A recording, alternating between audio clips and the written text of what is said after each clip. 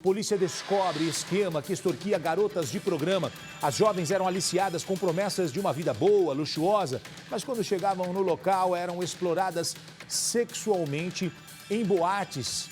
Essas boates, elas pertenciam ao chefe da quadrilha, Adriano Tributini, conhecido como Teco.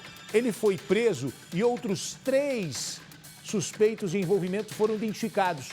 2 deles já foram presos. Droga, arma e um caderno com a contabilidade, tudo apreendido pela polícia. As jovens eram ameaçadas e perseguidas em caso de fuga. Tem reportagem, vamos ver. Neguinho, eu tô feliz da vida. De 15 mil, tô devendo 2,340 só agora. Rapidinho eu pago. Tô feliz da vida! Logo, logo nós tá junto. Esse é o relato de uma jovem garota de programa que morreu no mês de fevereiro. Ela e outras 12 mulheres foram vítimas de uma quadrilha especializada em exploração sexual. Com promessas falsas de boa vida, o grupo convencia mulheres de outros estados a trabalhar em boates de Auriflama, Catanduva, Pereira Barreto e Aparecida do Taboado, no Mato Grosso do Sul. Porém, ao chegarem nos estabelecimentos, eram mantidas em cativeiro, sem comunicação e com alimentação escassa. Após essa morte dela, as meninas começaram a se unir e quiseram delatar os fatos que estavam ali acontecendo, os crimes. Então foi meio que a brecha, o momento em que elas sentiram que era necessário quebrar esse silêncio que já perdurava desde 2021. De acordo com o inquérito, o grupo era formado por 4 pessoas. Adriano Tributini, conhecido como Teco, era o líder da organização criminosa e proprietário das 4 boates. Era ele quem arquitetava e executava toda a estrutura do crime. Ele tinha como ajudantes outros 2 homens. Wagner Simplício, gerente da boate em Auriflama, que foi preso junto com Adriano. E Heriton de Souza, conhecido como Luxúria, que era gerente da boate de Catanduva e está foragido. Em relação ao líder da organização, inclusive ele estava no dia que a moça que morreu, a Regina, ele foi ouvido aqui em sede policial. E pesquisando nos sistemas, a gente identificou que ele tinha um CNPJ em uma dessas casas de prostituição aberto desde 2021. Então foi com ele que a investigação teve início. E aí, posteriormente, a gente identificou 2 seguranças, né, que tinham a função ali de segurança, cozinheiro, eram subordinados a o chefe da organização, digamos assim, tinham a função de cuidar das meninas, mas em investigação a gente descobriu que eles também aderiam às ordens do patrão, que era de fazer o cárcere privado, de não deixar elas saírem sozinhas dos locais, não fornecer a água, a alimentação necessária a elas. Quem completava o grupo era Lohane Catielen Soares, conhecida como Japa. Ela tinha papel de destaque na organização.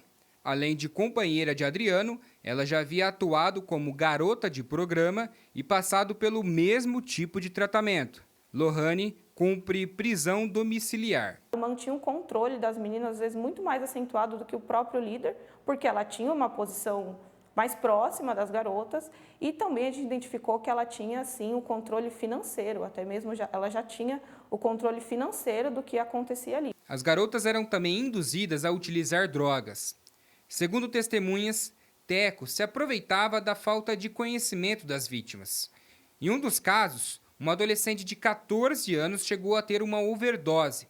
Próprias palavras delas é que elas tentavam esquecer toda aquela realidade de violência, de abuso, de cárcere privado, e algumas elas faziam a utilização da droga muito assim, não sabiam direito quais eram os efeitos deletérios dessas drogas, então elas acabavam utilizando porque alguém indicava, porque o dono falava que era para trabalhar melhor, que daria mais disposição, que era para elas não ficarem bêbadas, conseguirem trabalhar por muitas e muitas horas, e elas acabavam se viciando nesses entorpecentes.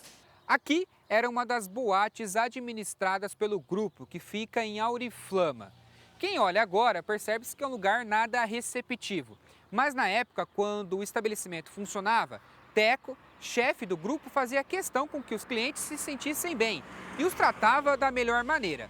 Mas esses mesmos clientes nem imaginavam os crimes que eram praticados contra as garotas de programa aqui dentro do local. Em um Um até mesmo foi uma testemunha e ele diz assim que ele não percebia nada no local, que não tinha nenhum indício que algo nesse sentido estava acontecendo, muito porque o dono mascarava.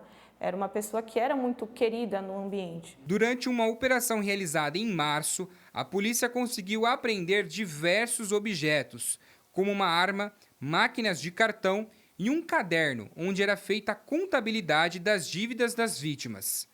O grupo, que até planejava expandir o negócio para outros estados, foi indiciado por 9 crimes diferentes. As 12 vítimas ainda vivem traumatizadas com tudo que foram submetidas. Se algumas fugiam sem pagar, pulando muro, tentando ali, de alguma forma escapar daquela situação, essas pessoas as perseguiam, mandavam no Facebook para familiares, falavam que ia matar, que cobrava pela cabeça dessas pessoas. Aí eu vi eles murrando, batendo, falando palavrão, xingamentos.